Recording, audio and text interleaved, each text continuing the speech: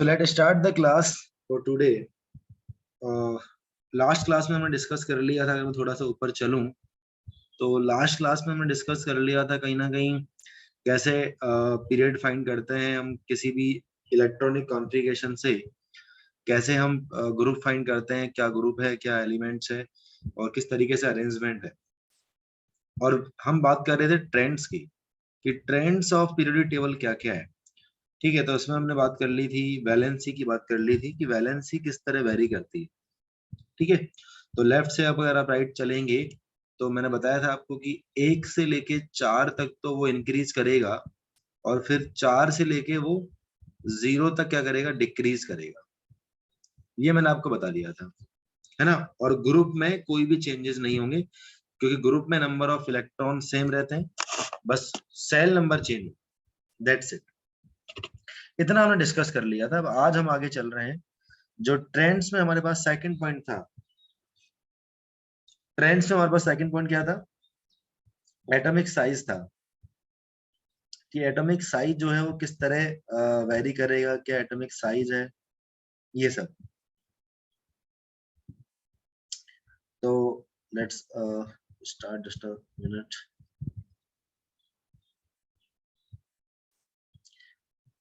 Atomic size second point हमारे पास है, एटॉमिक साइज। ठीक है, तो एटॉमिक साइज का मतलब क्या है, जैसे मान लो कि ये मेरे पास एक एटम है।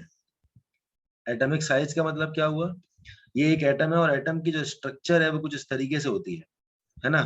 ये इसके पास शेल्स होते हैं, सेल्स, सेंटर में एटम के न्यूक्लियस होता है, न्यूक्लियस के चारों तरफ सेल्स होते हैं। ठीक है, ये इसका स्ट्रक्चर है एटम का। और एटम के स्ट्रक्चर में सेल्स, जो न्यूक्लियस है, न्यूक्लियस के चारों तरफ सेल्स होते हैं, सेल्स के अंदर क्या होते हैं, इलेक्ट्रॉन्स रिवॉल्व करते हैं, चक्कर लगाते हैं चारों तरफ। ठीक है, तो साइज डिफाइन हम कैसे करेंगे कि आउटर शेल का जो इलेक्ट्रॉन है, उस आउटर शेल की इलेक्ट्रॉन की जो न्यूक्लियस से डिस्टेंस है, दैट इज द आर, या डिस्टेंस बोल दूं या मैं इसको रेडियस भी कॉल कर सकता हूं। तो रेडियस और जो एटॉमिक साइज है दोनों एक ही चीज है। समझ में आया आपको। तो रेडियस क्या हुआ अल्टीमेटली, कि किसी भी एटम के आउटर सेल से उसके न्यूक्लियस के बीच जो डिस्टेंस है, that is the atomic size, जिसको हम रेडियस कॉल करते हैं आर। समझ में आया आपको। हाँ सर। तो इसको डिफाइन हम कैसे करेंगे कि it is the radius, it is the radius, या atomic size refers to the radius of an atom, of an, एक एटम की रेडियस होती है। ठीक है, जो डिस्टेंस होती है, it is a distance between, distance between the centre of the centre of the nucleus, center of the nucleus and the outermost cell, and the outermost shell of an isolated atom। Isolated का मतलब होगा कि single atom, है ना। एक single atom की हम बात करेंगे। तो ultimately distance between the outermost shell and the nucleus, that is the radius. ठीक है, तो इसको हम एटॉमिक साइज बोले। अब ये एटॉमिक साइज जो है ये किस तरह वेरी करेगा पीरियड में और ग्रुप में, तो हम उसकी बात करेंगे। तो मैं बात करूंगा आपके लिए सबसे पहले पीरियड की। तो इन पीरियड, देखिए पीरियड में आप मुझे बताओ कि पीरियड में जब हम लेफ्ट से राइट चलेंगे तो हर एक शेल में एक इलेक्ट्रॉन ऐड होगा, होगा, मतलब सेल में एक इलेक्ट्रॉन ऐड होता जाएगा। तो इलेक्ट्रॉन ऐड होगा तो साइज बढ़ेगा कि कम होगा, आप सोच के बताओ। मतलब मैं कार्बन की बात करूं और नाइट्रोजन की बात करूं तो साइज किसका ज्यादा होगा, बताओ। सर सेम होगा दोनों का। क्यों, दोनों में इलेक्ट्रॉन तो अलग अलग हैं। आप कार्बन से नाइट्रोजन तक गए और सर कार्बन और सेम दोनों, शेल में फिल हो रहा है ना। क्या, सर सेम शेल में फिल हो रहा है। शेल तो सेम है लेकिन इलेक्ट्रॉन तो अलग अलग है ना। दोनों में इलेक्ट्रॉन, नंबर ऑफ इलेक्ट्रॉन्स अगर ज्यादा होंगे, देखो अगर शेल मेरे पास अगर सेम है, मान लो पीरियड में आपके पास शेल सेम है, तो शेल तो सेम होगा लेकिन इलेक्ट्रॉन्स का नंबर तो राइज करेगा ना बेटा। और अगर इलेक्ट्रॉन अगर राइज करेगा, तो इलेक्ट्रॉन अगर राइज करेगा तो नेगेटिव चार्ज बढ़ता जाएगा, मतलब इलेक्ट्रॉन बढ़ते जाएंगे। इलेक्ट्रॉन बढ़ते जाएंगे तो न्यूक्लियस से अगर इलेक्ट्रॉन बढ़ेंगे तो नेगेटिव पॉजिटिव में क्या होगा, अट्रैक्शन फोर्स लगेगा। लगेगा। हाँ सर। चलो, इलेक्ट्रॉन बढ़ते जाएंगे अगर आउटर मोस्ट शेल में, मान लो एक आउटर मोस्ट शेल है कार्बन का, जिसमें आउटर शेल में इलेक्ट्रॉन है 4, है ना। और एक नाइट्रोजन का है जिसमें आउटर मोस्ट शेल में इलेक्ट्रॉन है 5। ठीक है, आउटर मोस्ट शेल ही है, मतलब यहाँ इलेक्ट्रॉन 4 है, यहाँ इलेक्ट्रॉन 5 है दूसरे एटम में। तो अट्रैक्शन फोर्स ज्यादा किसमें होगा, पॉजिटिव और नेगेटिव, जितना ज्यादा नेगेटिव चार्ज होगा उतना ज्यादा अट्रैक्शन फोर्स होगा। यस और नो। हाँ सर।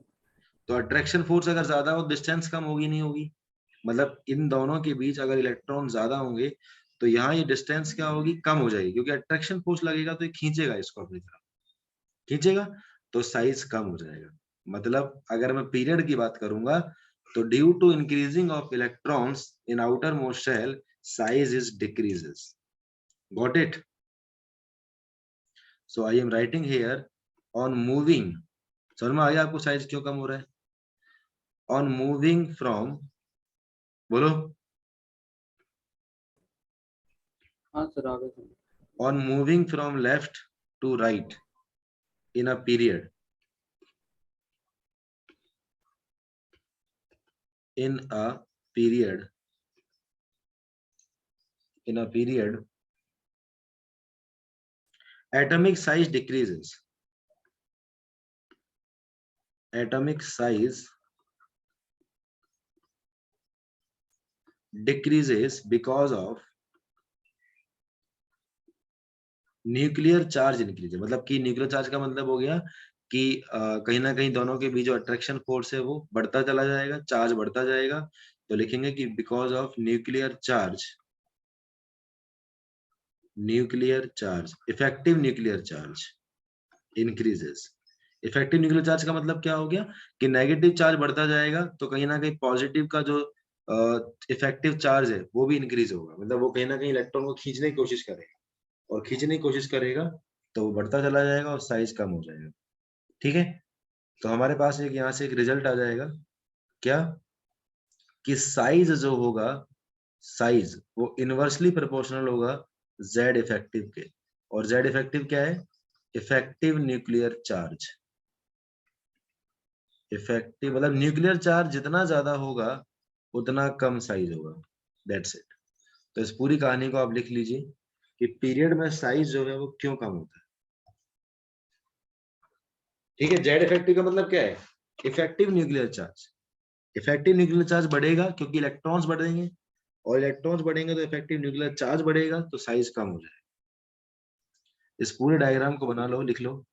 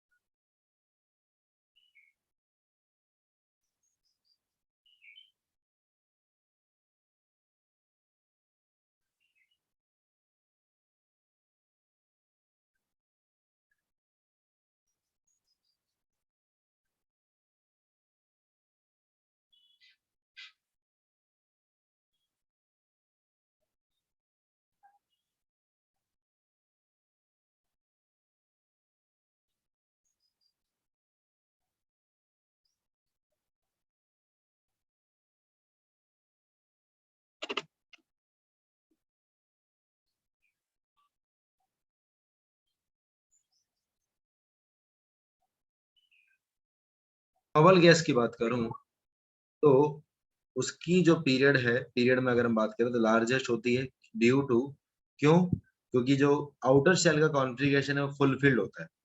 है ना, due to fully filled, due to fully filled electronic configuration, electronic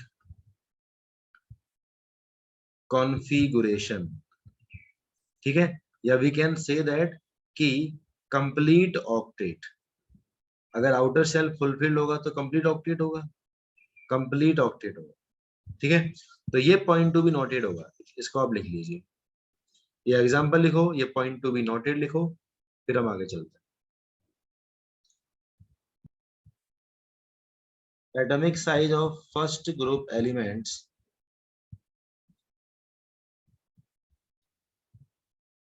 like that, lithium, lithium के बाद कौन सा आएगा, सोडियम, पोटेशियम, रुबिडियम और सीजियम, ये सारे जो एलिमेंट हैं फर्स्ट ग्रुप के एलिमेंट हैं। तो लिथियम जो है वो सबसे ऊपर आता है, फिर सोडियम आएगा, फिर पोटेशियम आएगा, सबसे नीचे आएगा सीजियम। तो ऊपर से नीचे अगर आप जाएंगे अप टू डाउन, तो डेफिनेटली आपके पास जो साइज है वो इंक्रीज करेगा, साइज जो है वो इंक्रीज करेगा, ठीक है, इस तरीके से।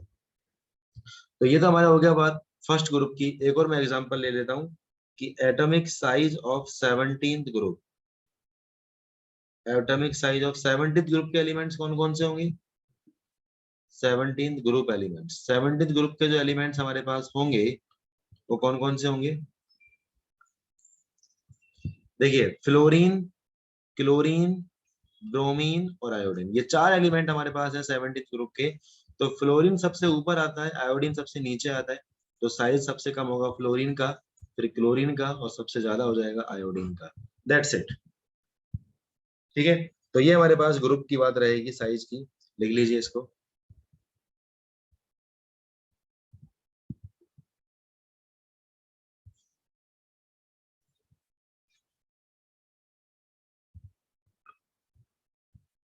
Lithium, then sodium, then potassium, then rubidium and then caesium. तो वही चीज है कि आपके पास अगर साइज अगर राइज करेगा तो मेटेलिक कैरेक्टर भी आपके पास राइज करेगा अप टू डाउन, है ना, इन ग्रुप, लिख लो इसको शॉर्ट में, इन ग्रुप साइज अगर राइज करेगा तो मेटेलिक कैरेक्टर राइज करेगा, इस तरीके से, दैट्स इट, राइट डाउन।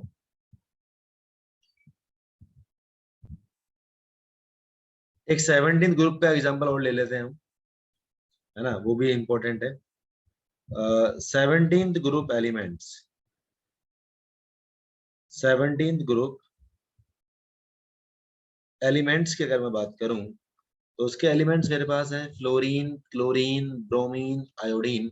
तो फ्लोरीन से लेके आयोडीन तक साइज जो है वो इंक्रीज करेगा, तो मेटेलिक कैरेक्टर भी इंक्रीज करेगा, मतलब iodine has maximum metallic character than fluorine, that's it.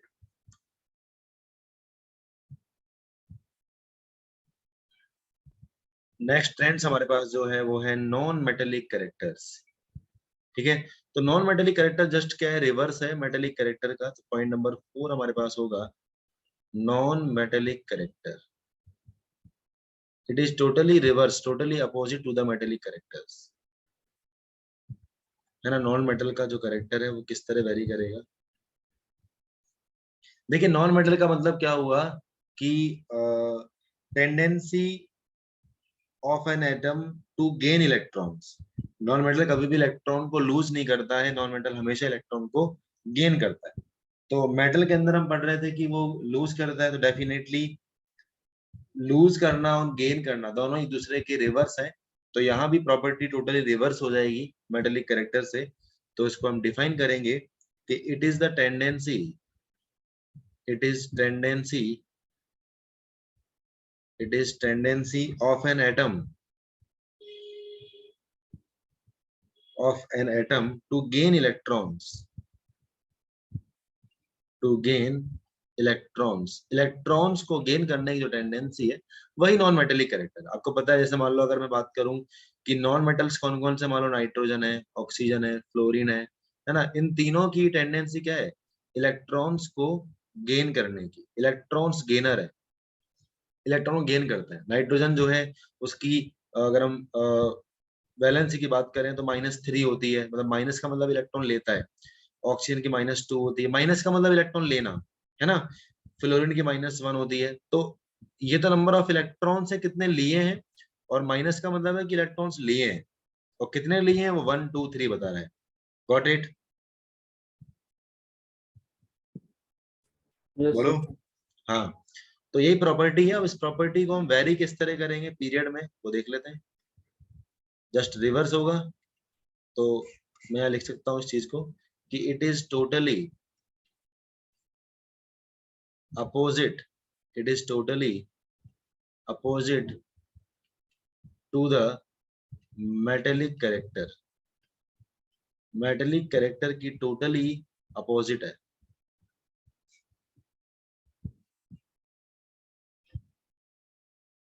That's it. अब पीरियड में किस तरह वेरी करेगा, वही सेम लिखूंगा मैं कि along the period,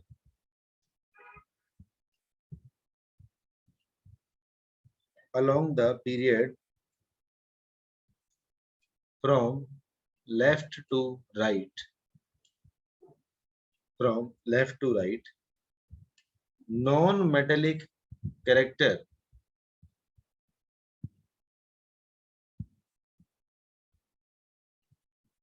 non-metallic character increases, increase करेगा, क्योंकि साइज यहाँ पर हमारे पास डिक्रीज करेगा। ठीक है, इंक्रीजेस बिकॉज, अब देखिए साइज हमारे पास डिक्रीज करेगा, तो फोर्स ऑफ जो अट्रैक्शन है आउटर सेल और न्यूक्लियस के बीच में, जो फोर्स ऑफ अट्रैक्शन है वो हमारे पास बढ़ेगा। तो इलेक्ट्रॉन्स इजीली लूज नहीं होगा, इजीली वो गेन करेगा, है ना। तो increases because tendency to, tendency to gain electrons, to gain electrons increases due to, due to the increase in, due to the increase in nucleus charge, due to the increase in nucleus charge, nucleus charge। ठीक है। और अब for example अगर मैं बात करूं, for example अगर हम बात करें, तो मान लीजिए मेरे पास सेकंड पीरियड के एलिमेंट्स हैं, तो लिखेंगे कि non metallic character, non metallic character of second period elements, of second period elements। ठीक है, तो क्या हो जाएगा, lithium, beryllium, boron, carbon, nitrogen, oxygen, fluorine. तो साइज हमारे पास सबसे कम है फ्लोरीन का, तो सबसे ज्यादा उसका नॉन मेटेलिक कैरेक्टर होगा। ठीक है, दैट्स इट। आप लिख सकते हैं कि इन पीरियड साइज आपके पास डिक्रीज करेगा, तो नॉन मेटेलिक कैरेक्टर आपके पास इंक्रीज करेगा। Write down. ठीक है।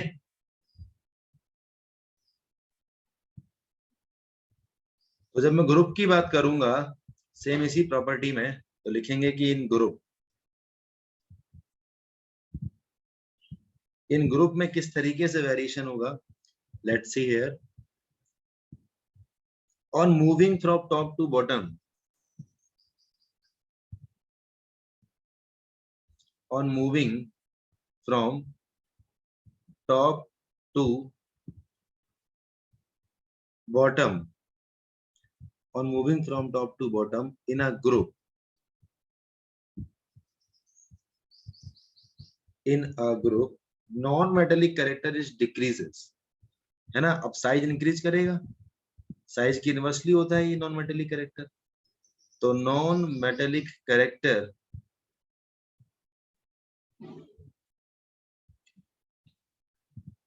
decreases,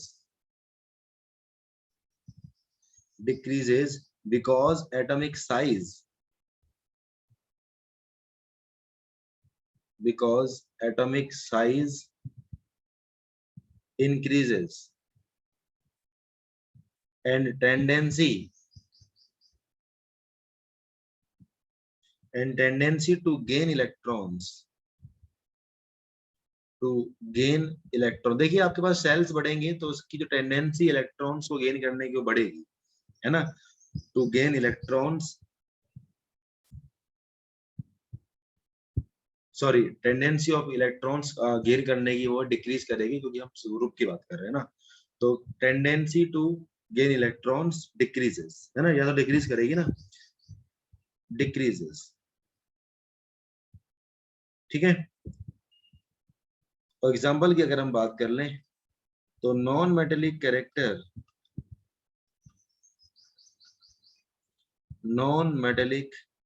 character of 17th group या 17th, हाँ 17th ग्रुप के एलिमेंट की बात करते हैं हम। 17th ग्रुप एलिमेंट्स की अगर मैं बात करूं तो क्या हो जाएगा, फ्लोरीन, क्लोरीन, ब्रोमीन, आयोडीन। तो देखिए साइज सबसे ज्यादा है आयोडीन का, तो सबसे कम इसकी नॉन मेटेलिक कैरेक्टर होगा, सबसे ज्यादा होगा फ्लोरीन का। दैट इज द आंसर, ठीक है, लिख लो। So this is completely non metallic character हमारे पास है। तो आप याद रखिएगा कि मैं यहाँ शॉर्ट में लिख देता हूँ कि साइज के इनवर्सली प्रोपोर्शनल है नॉन मेटेलिक कैरेक्टर।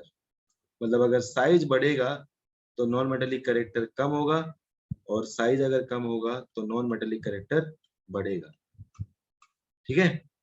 लेकिन मेटेलिक कैरेक्टर जो है वो साइज के डायरेक्टली प्रोपोर्शनल है। दोनों चीजें लिख लो आप, साइज के डायरेक्टली प्रोपोर्शनल है मेटेलिक कैरेक्टर। साइज बढ़ेगा तो मेटेलिक कैरेक्टर बढ़ेगा, साइज बढ़ेगा तो नॉन मेटेलिक कैरेक्टर कम होगा। That's it. सो नेक्स्ट हमारे पास पॉइंट है केमिकल रिएक्टिविटी। पॉइंट नंबर 5 या ट्रेंड नंबर 5, केमिकल रिएक्टिविटी।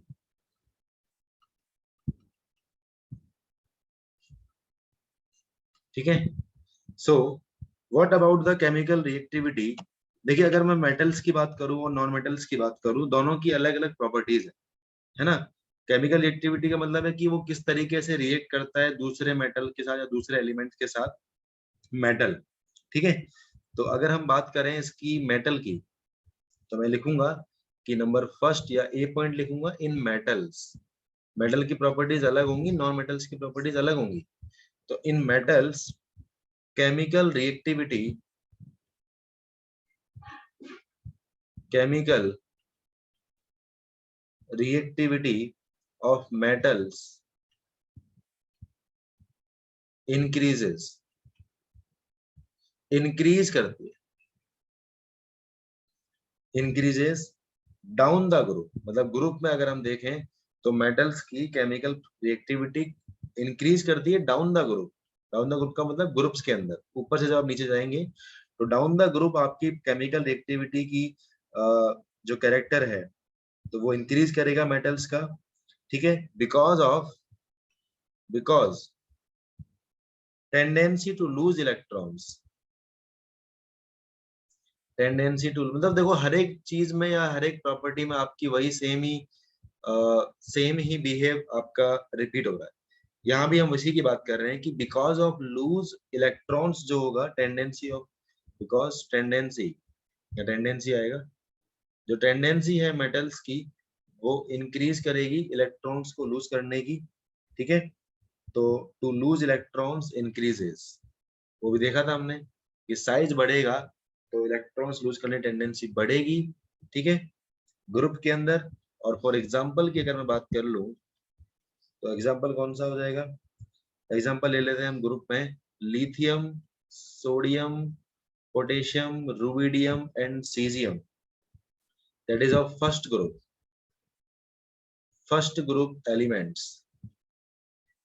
और फर्स्ट ग्रुप एलिमेंट्स जो दिए हुए हैं, ठीक है। तो आपको ये चीज याद करनी पड़ेगी, पता कैसे लगेगा हमें कि ये ग्रुप के एलिमेंट है, ठीक है। वो आपको इसके आउटर शेल से पता लगेगा। लिथियम का आउटर शेल जो है उसमें भी एक इलेक्ट्रॉन है, सोडियम के आउटर शेल में भी एक ही इलेक्ट्रॉन है, दोनों एक ही ग्रुप के एलिमेंट है। ठीक है, तो इसका और इसका और इसकी अगर हम साइज की बात करें, साइज बढ़ेगा, साइज बढ़ेगा तो आपके पास tendency of lose of electrons बढ़ेगा, तो केमिकल रिएक्टिविटी बढ़ेगी। ठीक है, ये तो होगी मेटल्स की बात। अब हम बात कर लेते हैं नॉन मेटल्स की। तो point number B, in non metals, ठीक है, नॉन मेटल्स का मतलब क्या हो गया कि वो नॉन मेटेलिक कैरेक्टर वाली बात हो गई कि नॉन मेटेलिक कैरेक्टर हमारे पास साइज बढ़ने पर कम हो रहा था, तो डेफिनेटली अगर साइज बढ़ेगा तो नॉन मेटल्स की केमिकल रिएक्टिविटी डिक्रीज करेगी। सही है क्या भाई? नॉन मेटल का मतलब क्या हुआ? नॉन मेटेलिक कैरेक्टर हो गया। और नॉन मेटेलिक कैरेक्टर हमने देखा था ऊपर कि नॉन मेटेलिक कैरेक्टर साइज बढ़ने पर डिक्रीज कर रहा था, तो सेम यहाँ भी नॉन मेटल्स की केमिकल रिएक्टिविटी भी डिक्रीज करेगी ग्रुप में। समझ में आ रही है आपको बात? हाँ सर। हम लिखेंगे कि इन non metals chemical reactivity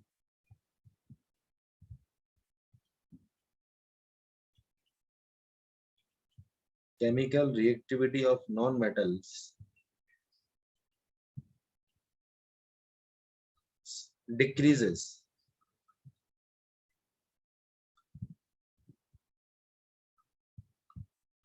down the group। ठीक है, because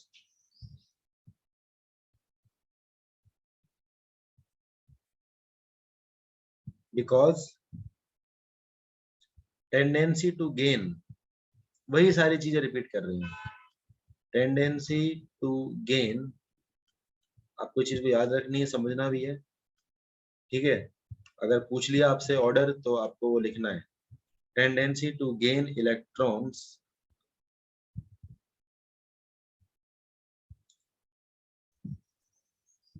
डिक्रीजेस। ठीक है, सो इसका अगर मैं एग्जांपल आपके सामने लूं, तो मान लीजिए मेरे पास 17th ग्रुप के एलिमेंट्स हैं। आप कोई से भी ग्रुप के एलिमेंट्स ले लीजिए, 17 हो, सेकंड ग्रुप हो, फर्स्ट ग्रुप हो, है ना। ऐसा कोई जरूरी नहीं है कि आपको 17 के लेना है, किसी भी ग्रुप के एलिमेंट्स ले लीजिए, ऑर्डर सेम रहेगा। Fluorine, chlorine, bromine, iodine, size बढ़ेगा आपका ऊपर से नीचे तो डिक्रीज करेगा, है ना। तो हमारे पास ऑर्डर क्या हो जाएगा? Fluorine, chlorine, bromine, iodine. That is the non metals का केमिकल रिएक्टिविटी का ऑर्डर। ठीक है, ये कहानी है। अब इसको आप लिख लीजिए, जस्ट अ सेकेंड, लिख लीजिए इसको।